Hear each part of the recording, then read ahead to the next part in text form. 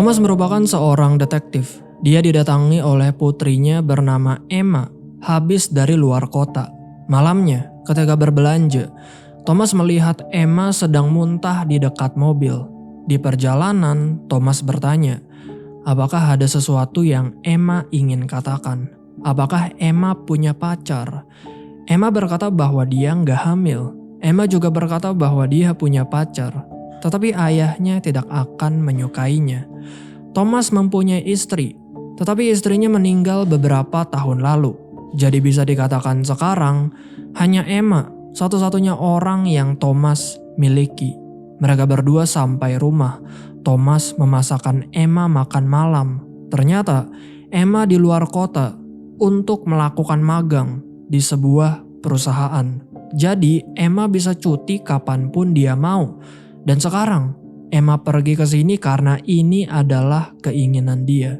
Tiba-tiba Emma mimisan udah gitu muntah-muntah. Terus Emma tiba-tiba tantrum. Dia berteriak bahwa seharusnya dia memberitahu ayahnya sesuatu. Thomas pun mencoba membawa Emma ke rumah sakit. Tetapi ketika baru saja keluar, That's right, they make you. Hey, here. Want to lie down? Go on. Go upstairs. Lie down. Dad, I gotta tell you something. I should have told you something.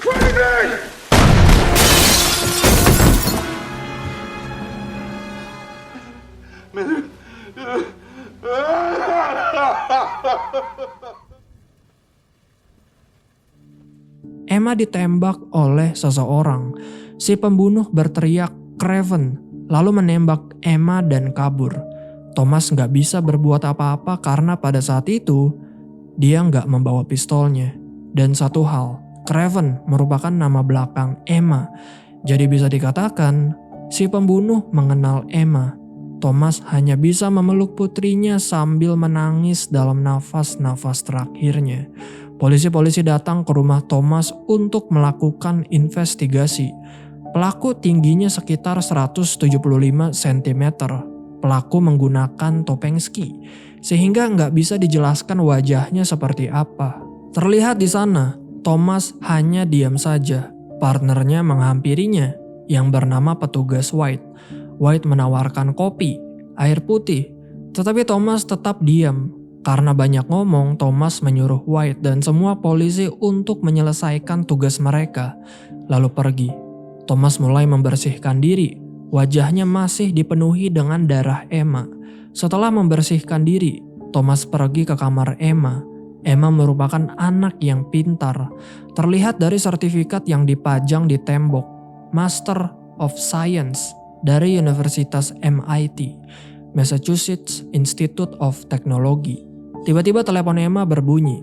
Thomas mengangkatnya dan anehnya, telepon tersebut dimatikan oleh si penelpon. Thomas tidur dan dia mengalami mimpi buruk. Dia mendengar suara tembakan lalu bangun dengan keringat di seluruh tubuhnya. Thomas pergi bekerja seperti biasa. Berita sudah tersebar di mana-mana. Emma Craven, umurnya 21 tahun, lulusan MIT, anak dari detektif polisi Boston, meninggal ditembak di depan rumahnya oleh seseorang misterius. Polisi menduga bahwa Thomas yang diincar untuk ditembak, tetapi si pembunuh malah salah tembak. Dia malah menembak si Emma. Thomas sampai di kantor. Tentu semua rekannya terkejut. Thomas baru saja mengalami cobaan besar, harusnya cuti bukan bekerja. Polisi sudah melakukan sedikit investigasi. Gak ada seorang pun tetangga Thomas yang melihat kejadian, dan karena hujan, kejadian ini tidak meninggalkan sedikit pun jejak forensik. Jadi bisa dikatakan sejauh ini investigasi buntu. Thomas memberikan telepon Emma dan menyuruh partnernya untuk menyelidiki daftar kontak dari telepon ini. Thomas bertemu dengan kepala departemennya yang bernama Rick. Tentu Rick memberikan belasungkawanya kepada Thomas.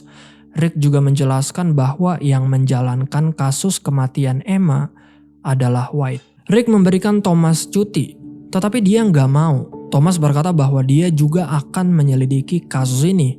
Dia ingin tahu siapa orang yang ingin membunuhnya sampai salah sasaran ke anaknya. Thomas ingin White mengirim dokumen tentang semua yang polisi temukan dalam kasus ini ke rumahnya. Setelah itu, Thomas pergi ke koroner untuk melihat jasad Emma.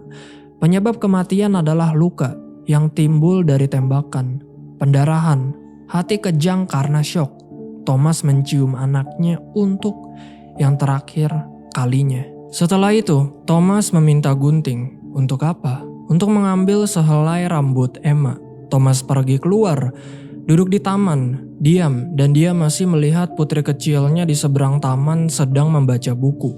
Ya, Thomas bisa dikatakan masih terhantui pikirannya dengan Emma. Thomas masih berharap bahwa sekarang Emma masih hidup. Malamnya Thomas berada di rumah. Di luar, masih ada polisi menjaga rumah Thomas. Thomas cukup bingung. Dia tidak mempunyai musuh seumur hidupnya. Jika begitu, kenapa ada seseorang ingin membunuhnya? Cukup gak masuk akal. Besoknya Thomas pergi ke pantai untuk menaruh abu putrinya di sana. Tempat ini cukup spesial karena Thomas pernah menghabiskan waktunya bersama dengan Emma kecil di sini. Thomas kembali ke rumah, mengecek kamar Emma. Di sana Thomas menemukan kartu tanda pengenal dari perusahaan Northmore. Posisi Emma sebagai nuclear engineer. Ya, Emma magang sebagai nuclear engineer di perusahaan yang bernama perusahaan Northmore. Selain itu Thomas juga menemukan pistol. Pertanyaannya, kenapa Emma mempunyai pistol? Besoknya Thomas pergi ke kantor. Dia mengecek nomor seri dari pistol tersebut dan nomor seri tersebut tertunjuk ke seseorang bernama David Burnham. Thomas langsung pergi ke alamat David. Tiba-tiba dia diberhentikan oleh White. White menjelaskan bahwa polisi menemukan topeng ski di dekat rumah Thomas. Polisi juga menemukan rambut, yang dimana rambut ini bisa dikatakan bisa untuk tes DNA dan mengarah ke pelaku. Thomas berkata bahwa itu bagus, lalu dia pergi. Thomas sampai di rumah David. Dia mengetuk-ngetuk rumah David tetapi nggak ada yang menjawab. Maka dari itu Thomas membuka pintunya dengan cara dia. Dan ketika sudah masuk,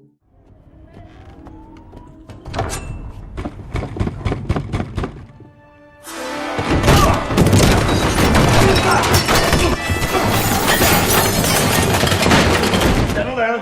All right? I'm not gonna hurt you. See, you know my daughter. A boyfriend or something? I'm sorry, but you gotta get the fuck out of here now. Huh? How did my daughter get a goddamn handgun? You never came to visit her, didn't even bother. Thomas melihat foto David bersama dengan Emma. Jadi bisa disimpulkan, David merupakan pacarnya Emma. Thomas menjelaskan bahwa dia adalah ayahnya Emma. Thomas berkata bahwa dia tidak akan menyakiti David. Dia kesini cuma ingin bertanya beberapa hal tentang Emma. Thomas mengeluarkan pistolnya. Thomas bertanya, kenapa Emma mempunyai pistol terkutuk ini? David berkata bahwa dia memberikan Emma pistol itu untuk menjaga diri, katanya. David mengenal Thomas. David tahu bahwa Thomas gak pernah mengunjungi Emma, gak pernah memperhatikannya. David di sini ketakutan. Mungkin ada 2 orang di luar sana melihat dan mendengarkan mereka saat ini. Maka dari itu, David menyuruh Thomas untuk pergi. Dan ya, Thomas melihat keluar jendela. Di sana ada mobil hitam terparkir. David memberikan barang-barang milik Emma serta kunci tempat Emma tinggal. Thomas berterima kasih. Thomas tahu bahwa David merupakan anak yang baik karena jika tidak, Emma gak akan mau berpacaran dengan David. Thomas memberikan kartunya ke David. Jika ada apa-apa, telepon dia saja. Thomas lanjut pergi ke tempatnya Emma. Di sana, dia melihat foto Emma bersama dengan David. Dan benar aja, Thomas berkata bahwa dia gak suka dengan tampang David. Thomas melihat banyak sekali kabel bekas komputer. Thomas juga melihat pintu jendela yang sudah dirusak. Thomas mengeluarkan semua barang Emma. Di situ ada alat yang bernama pencacah Geiger. Alat yang digunakan untuk mendeteksi dan mengukur tingkat radiasi ionisasi. Biasanya dalam bentuk partikel alfa, beta, dan gamma. Tanpa sengaja, Thomas mengarahkan alat tersebut ke sakunya dan anehnya berbunyi. Ternyata rambutnya Emma terkena radiasi. Jika alat tersebut bunyinya terus-menerus dan cepat, itu menandakan radiasi dalam jumlah berbahaya. Kita diperkenalkan oleh dua orang ini. Dia bernama Milroy dan dia bernama Jedburgh. Jedburgh mempunyai pekerjaan. Jika seseorang memiliki masalah keamanan nasional, mereka memanggil nomor telepon Northern Virginia dan kemudian Jedburgh yang memutuskan apa yang terjadi selanjutnya. Northern Virginia sendiri adalah wilayah yang sering dikaitkan dengan berbagai fasilitas pemerintah dan kontraktor pertahanan di dunia nyata. Jadi intinya, Jedburgh mengatasi masalah keamanan nasional di lapangan. Sementara Milroy, dia merupakan seseorang yang bekerja di perusahaan Northmore, perusahaan tempat di mana Emma magang. Nah, Milroy menyewa jasa Jedburgh untuk turun ke lapangan. Jadi, salah satu fasilitas keamanan Northmore telah ditembus. 3 orang meninggal saat melarikan diri. Yang keempat, seorang karyawan yang mungkin terlibat telah dibunuh. Dan orang keempat itu adalah Emma. Milroy menjelaskan bahwa ayahnya adalah seorang detektif di Boston. Ya, sekarang Milroy menyuruh Jedburgh untuk membunuh Thomas, ayahnya Emma. Demi keamanan nasional katanya. Rumah Emma dicek oleh polisi. Sementara itu, Thomas menelpon kontak terakhir yang ada di telepon Emma. Orang ini bernama Melissa. Thomas menelpon dan bertanya, apa hubungan Melissa dengan Emma? Melissa tidak menjawab karena kedengarannya si Melissa ini lagi panik. Maka dari itu Thomas menawarkan Melissa untuk bertemu secara pribadi. Melissa bersedia dan dia berkata bahwa dia akan menelpon Thomas nanti. Thomas pergi ke perusahaan Northmore. Dia bertemu dengan pemiliknya yang bernama John Bennett. Tentu sampai sana, Thomas mendapatkan bela sungkawa dari John. John berkata bahwa Emma merupakan anak yang pintar. Thomas bertanya, apa yang sebenarnya putrinya lakukan di sini? Apa pekerjaannya? John gak bisa menjawab karena semua yang dilakukan di sini itu rahasia. Gak boleh ada orang yang tahu kecuali karyawan di sini. John mulai menjelaskan apa itu Northmore. Northmore pada dasarnya adalah fasilitas penelitian. Fasilitas ini memiliki mandat dari pemerintah untuk mengembangkan sumber energi yang aman dan bersih berdasar pada teknologi fusi yang sangat aman. Tiba-tiba John bertanya, seperti apa rasanya? Seperti apa rasanya kehilangan seorang anak? Thomas hanya bisa diam. Thomas mendapat info dari White bahwa DNA sudah ditemukan. Kalian harus ingat, ditemukan topeng ski dan rambut. Rambut ini dites DNA dan hasilnya sudah keluar.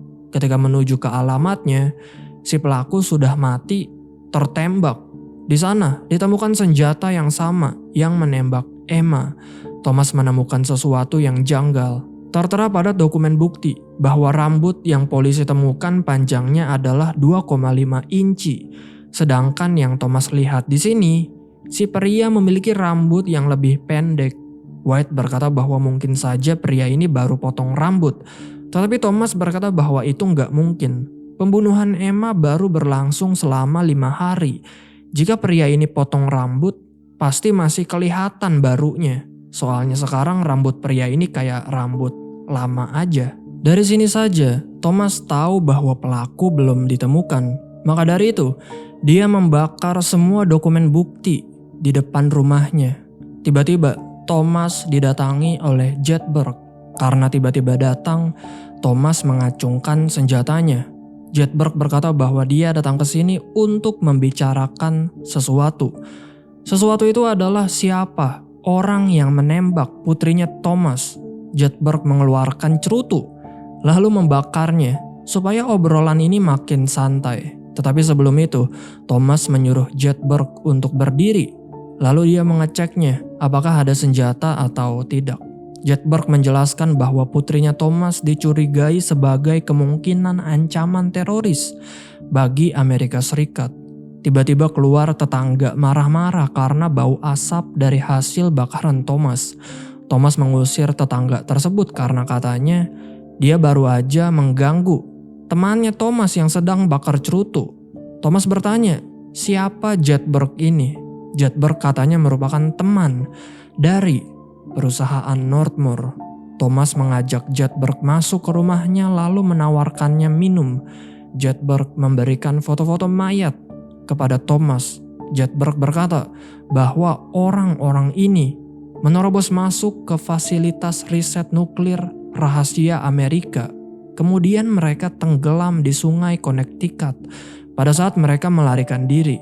Jedburgh berkata bahwa itu bukan kecelakaan, tetapi mereka dibunuh. Thomas menjelaskan bahwa dia sudah mengecek kalau perusahaan Northmore bukan bagian dari pemerintah.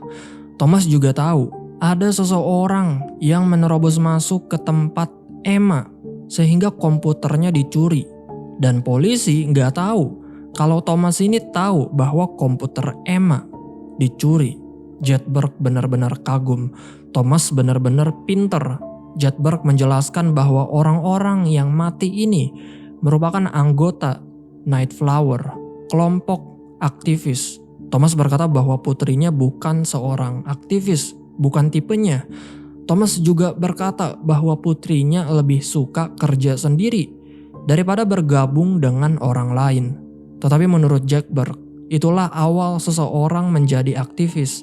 Kau melihat ada sesuatu yang salah, jadi kau harus bertindak, bahkan jika itu membunuhmu. Thomas menjelaskan bahwa ketika Emma sampai sini, dia nggak berkata apa-apa. Dia bermaksud untuk mengatakannya. Tetapi kalian tahu dia keluar dan kena tembak duluan. Besoknya, Thomas pergi menghampiri David. David mengusir Thomas dengan cara teriak-teriak, tetapi Thomas menolak. Di sini, David terus bilang bahwa dia takut dengan hidupnya. Di sana, Thomas melihat ada bekas cerutu. Dan bisa kita asumsikan, Jedburgh juga habis ke sini menginterogasi David. Thomas bertanya, apa yang David tahu tentang Nightflower? Di sini David masih nggak mau berbicara karena dia ketakutan. Di sini Thomas tahu bahwa Emma bisa menerobos masuk ke fasilitas nuklir karena bantuan David. Soalnya David bekerja sebagai pengawas di sana. Tetapi sebenarnya David sudah ketahuan. David melakukan tes kebohongan dan dia berhasil. Padahal mah sebenarnya dia nggak berhasil. Jadi Northmore tahu bahwa David berbohong. David menjelaskan bahwa Emma menulis surat ke Senator Pine. Ada beberapa poin yang Emma tulis dan itu berbahaya. Tetapi nggak ada respon dari Senator Pine. Semenjak juga orang yang membocorkan sesuatu itu selalu dianggap sebagai orang gila. Maka dari itu, Emma meminta bantuan Nightflower. Emma menyuruh Nightflower untuk masuk lewat saluran pendingin. Dan mereka bisa masuk. Jadi ya Emma nggak ikut masuk. Hanya orang dari Nightflower yang masuk. Cuman pertanyaannya, kenapa Emma bisa terkena radiasi? Soalnya tanpa sengaja Thomas mengarahkan alat pencacah radiasi ke rambut Emma. Dan alat tersebut berbunyi. David berkata bahwa Emma nggak masuk, jadi nggak mungkin dia terkena radiasi. Cuman mereka aja yang kena, orang-orang yang masuk.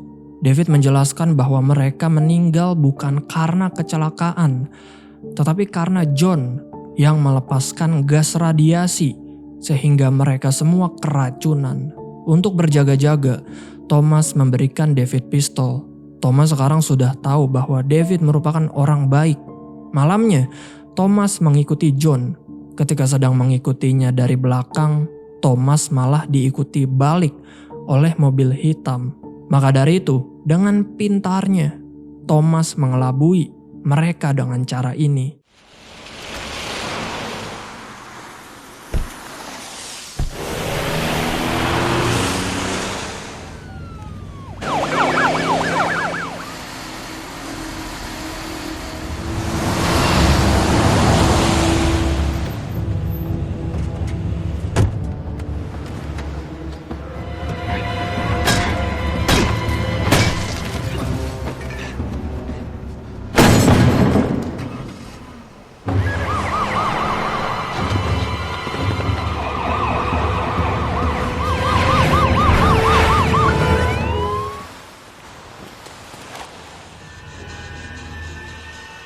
What does it feel like?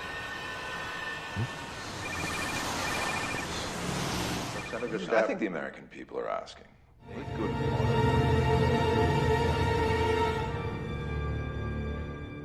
Senator Pine sedang melakukan interview. Di situ dijelaskan bahwa ternyata perusahaan Northmore merupakan penyumbang terbesar Pine dalam menjadi senator. Dan ternyata juga David sudah mati ditembak kepalanya. Kita nggak tahu siapa yang membunuhnya, tetapi sudah pasti antara Jedburgh atau dua orang waktu itu yang mengikuti Thomas. Thomas bertemu dengan Jedburgh. Jedburgh berkata bahwa dia nggak mempunyai anak, tetapi menurut dia lebih baik tidak mempunyai anak daripada punya, tetapi melihatnya mati. Thomas menjelaskan bahwa putrinya sudah terkena radiasi. Thomas nggak tahu pasti kenapa bisa, tetapi menurut dia karena terpapar oleh teman-temannya yang masuk ke fasilitas keamanan Northmore. Thomas juga menjelaskan bahwa dia mempunyai sumber yang mengatakan bahwa anggota Nightflower yang melarikan diri, yang meninggal sekarang, itu dikarenakan disemprot gas radiasi, bukan kecelakaan tenggelam, tetapi karena disemprot gas radiasi. Thomas bertanya, jika dia adalah karyawan Northmore dan dia ingin membocorkan sesuatu informasi, apa yang akan dia bocorkan? Jedburgh mau menjawab, tetapi harus sambil berjalan-jalan. Thomas tidak mau karena dia takut dibunuh. Sehubungan, Thomas juga nggak kenal sepenuhnya siapa itu Jedburgh. Jedburgh berkata bahwa dia nggak tahu rasanya kehilangan seorang anak. Tetapi dia tahu bagaimana rasanya tidak mempunyai anak. Tidak ada yang akan menguburkanmu nanti. Tidak ada yang akan mengingatmu nanti. Thomas pergi dan dia berterima kasih karena Jedburgh tidak membunuhnya. Malamnya, Thomas keluar dari rumahnya. Tiba-tiba ada wartawan datang. Wartawan ini terlambat karena wartawan lain sudah dapat beritanya. Thomas meminta kartu nama wartawan ini. Thomas berkata, jika ada yang baru, dia akan menelpon wartawan ini. Thomas bertemu dengan Sanderman, seorang pengacara. Jadi ternyata Emma mencoba menuntut perusahaan Northmore dengan menyewa pengacara yaitu Sanderman. Thomas melihat kalender Emma di telepon dan di kalender tersebut tertulis 18 bulan yang lalu. Emma ada janjian makan malam dengan Sanderman. Jadi ya, Sanderman mengajak Emma jalan secara romantis. Menurut Thomas, Sanderman menjebak Emma. Sanderman ingin tahu lebih banyak tentang pelanggaran keamanan yang sangat potensial yang Emma ketahui. Thomas tahu bahwa Sanderman mewakili Northmore untuk masalah-masalah ini. Emma datang ke Sanderman, tetapi Sanderman ternyata pengacara Northmore. Kenapa? Karena Senator Pine menjanjikan Sanderman untuk menjadi dua gubernur yang berbeda bagi hakim pengadilan distrik. Maka dari itu, Thomas akan berbicara ke media bahwa Emma pernah berbicara dengan Sanderman tentang Northmore. Udah gitu, Thomas juga berkata bahwa dia ingin pergi bertemu dengan senator. Secara nggak langsung, Thomas mengancam hidup Sanderman. Thomas bertemu dengan Melissa. Datang-datang, Melissa merasa ketakutan. Melissa menjelaskan bahwa dialah merupakan orang yang memperkenalkan Emma ke Nightflower. Thomas bertanya, dari tadi Melissa terlihat ketakutan. Apa yang membuat dia ketakutan? Melissa menjelaskan bahwa ada dua orang yang datang ke rumahnya menggunakan seragam hitam. Mereka menanyakan tentang Emma dan Melissa berbohong. Thomas bertanya, apa yang Emma coba lakukan sampai ingin masuk ke fasilitas Northmore? Melissa menjelaskan karena Emma ingin keluar dari perusahaan tersebut. Tetapi nggak bisa karena ada kontrak. Dan senator juga nggak mau membantu. Thomas bertanya lagi, apa yang perusahaan Northmore lakukan sehingga Emma ingin mengeksposnya? Melissa pun mengeluarkan sesuatu. Katanya ini adalah pemberian dari Emma. Thomas pun menyuruh Melissa untuk pulang, kembali ke rumah. Satu hal sebelum pergi, Melissa menjelaskan bahwa Emma pernah berkata bahwa dia diracuni oleh mereka Ini menjelaskan kenapa Emma muntah-muntah, mimisan, karena mungkin dia diracuni oleh perusahaan Northmore. Thomas benar-benar nggak menyangka. Artinya Emma datang ke rumah Thomas dan Emma sudah sekarat. Dan Thomas mengira itu hanya penyakit biasa. Thomas berkata bahwa dia selalu menyukai kota ini. Waktu Emma pindah ke sini, dia bilang bahwa kota ini mengingatkan dia pada kota Paris abad 20. Thomas mengira itulah alasan Emma nggak mau pindah dari kota ini karena indah. Tetapi setelah menyadari semuanya, Emma tidak mau pindah dari kota ini karena dia takut. I am so scared. Corporations this, corporations that. Just keep it straight. They came to my house. These guys in black suits, they were asking about him. I lied my ass off. She had this for you. In case she thought they poisoned her.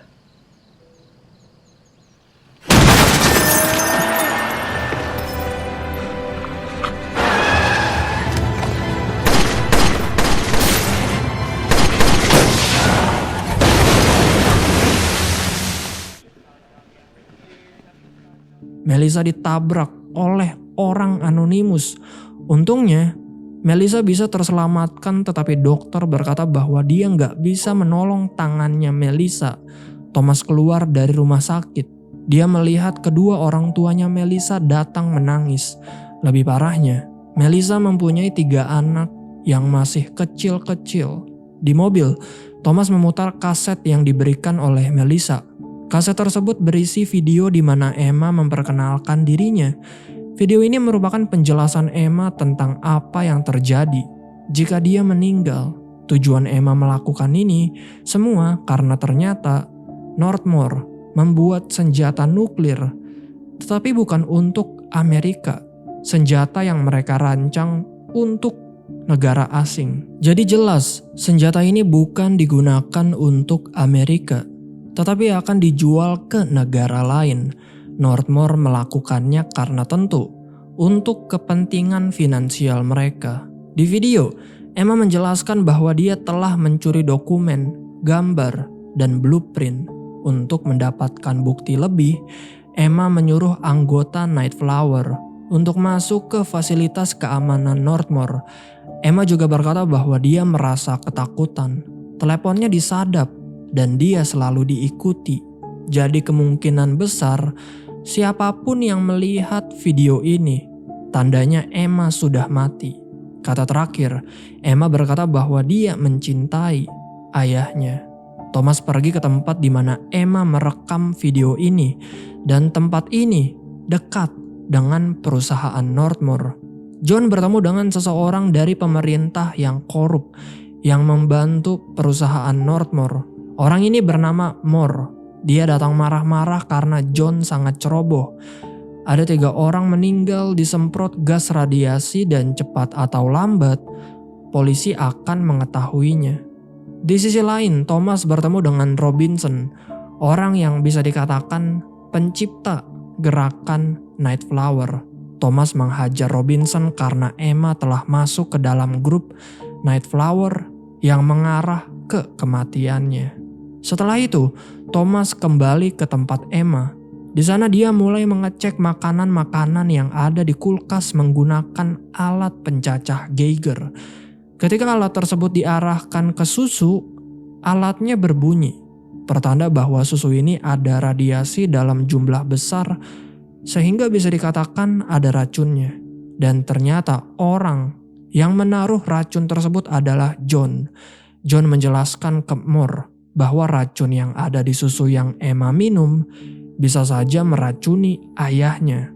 Sehingga sekarang John menyuruh Moore untuk jangan khawatir karena Thomas akan mati karena racun. Di sisi lain, terlihat Jedburgh pergi ke dokter untuk melakukan pengecekan. Sangat disayangkan, dokter berkata bahwa Jedburgh tidak mempunyai banyak waktu. Jadi bisa dikatakan Jedburgh ternyata sakit dan waktunya dia itu udah gak lama lagi. Thomas pergi menemui Senator Pine. Awalnya Pine sangat menyambut kedatangan Thomas, tetapi semuanya berubah ketika Thomas membawa-bawa soal perusahaan Northmore. Thomas tahu bahwa Emma meminta bantuan Senator Pine dengan mengirim surat, tetapi Senator Pine hanya diam saja. Jadi Thomas menyimpulkan bahwa Senator Pine mewakili perusahaan Northmore. Dia ada kaitannya kenapa Northmore bisa berjalan di Amerika. Jadi bisa dikatakan Senator Pine merupakan pejabat korup. Thomas menunjukkan foto-foto anggota Nightflower yang meninggal. Orang-orang ini meninggal karena perusahaan yang membiayai kampanye Senator Pine, yaitu perusahaan Northmore. Thomas juga tahu bahwa putrinya bukan meninggal karena ditembak, tetapi karena diracun dengan menggunakan racun yang bernama cesium dari hasil radiasi nuklir. Thomas pergi, dia terus diikuti oleh mobil hitam. Maka dari itu Thomas sudah muak, dia turun menabrak mobil tersebut, lalu mengeluarkan pistolnya dan turun lalu menyuruh mereka untuk turun. Polisi datang dan mereka pun ditahan. Mereka ditahan karena di mobilnya terdapat senjata otomatis. Dan kepemilikan senjata di Boston merupakan hal yang ilegal. Jadi ya mereka berdua ditangkap.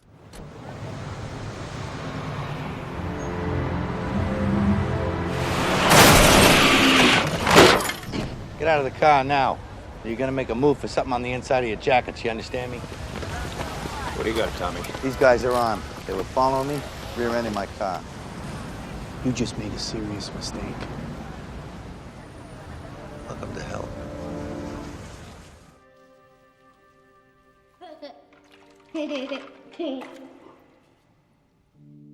Besoknya Thomas menyukur jenggotnya dan karena kangen banget sama anaknya mungkin, Thomas membayangkan anak kecilnya berada di sampingnya menemani dia mencukur. Malamnya, Thomas hanya bisa bengong. Tiba-tiba, ada seseorang datang dan itu adalah White.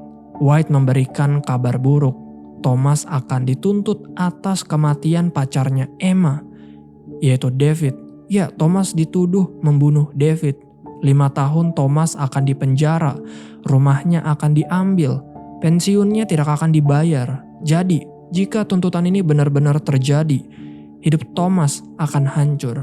Di sini, Thomas sudah tahu bahwa White merupakan polisi yang bekerja sama dengan Northmore. Thomas bertanya, apa yang mereka tawarkan kepada White sampai bisa seperti ini? White berkata bahwa dia punya anak. Dan jika dia tidak melakukan hal ini, mereka akan mengancam untuk membunuh anaknya. Ya, White berkhianat. 2 orang tadi bebas dan sekarang ada di sini menangkap Thomas hidup-hidup. Bangun-bangun, Thomas berada di perusahaan Northmore. Dia terkena radiasi dan diracuni sehingga bisa dikatakan hidup dia nggak akan lama lagi. Tetapi untungnya Thomas masih punya tenaga sehingga dia masih bisa kabur. Dia berhasil sampai rumah, lalu setelah itu mengambil senjatanya, pergi ke rumah John dan menghabisi semua yang ada di sana. Thomas menyuruh salah satu bodyguardnya John untuk berteriak Craven. Dan ya, teriakan tersebut sama persis suaranya dengan si pembunuh.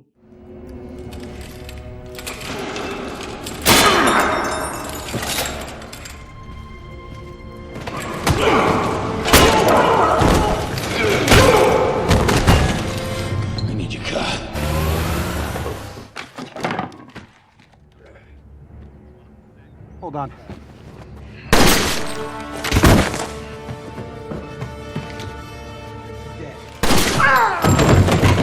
Say Craven. Fuck you! Louder! Craven!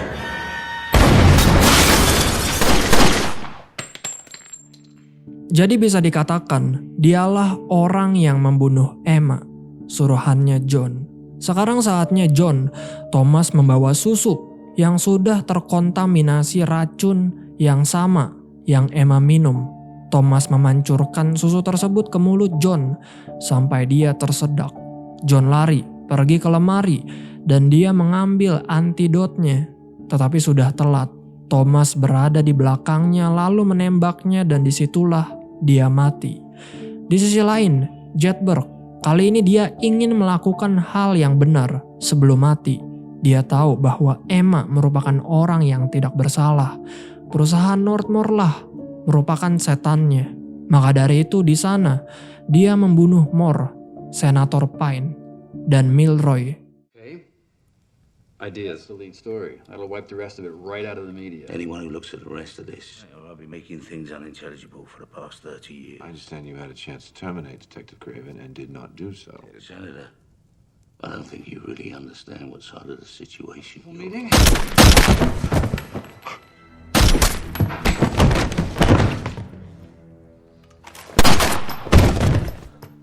Di sisi lain, Thomas sudah memberikan video Emma kepada wartawan waktu itu. Bisa dikatakan kejahatan perusahaan Northmore akan terungkap dan terlihat Thomas berada di rumah sakit. Dia bangun dan kini berjalan bersama dengan putrinya ke dunia lain.